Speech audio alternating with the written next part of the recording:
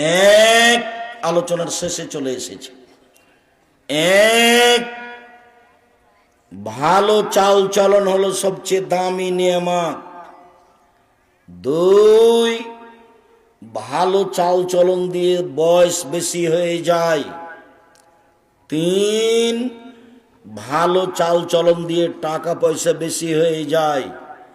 চার, ভালো চাল চলন দিয়ে দামি জান্নাত পাওয়া যায়। পাঁচ, ভালো চাল চলন দিয়ে দুইটা বড় বড় ইবাদতের নেকি পাওয়া যায়। মনে নাই? বলেন তো বড় বড় ইবাদত দুইটা কি? একটা তাহাজ্জুদের, একটা হলো নফল সিয়াম।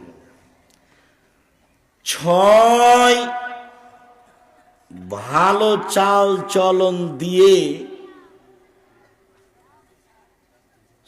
সবচেয়ে বেশি নেকি হয়।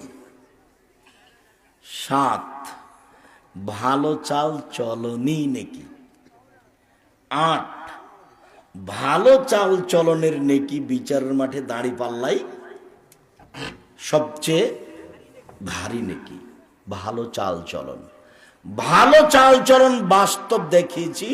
ওই অটো দিয়ে লোকটা বসেছিল, আমিও গেছি, তা আমি উঠেছি, লোকটা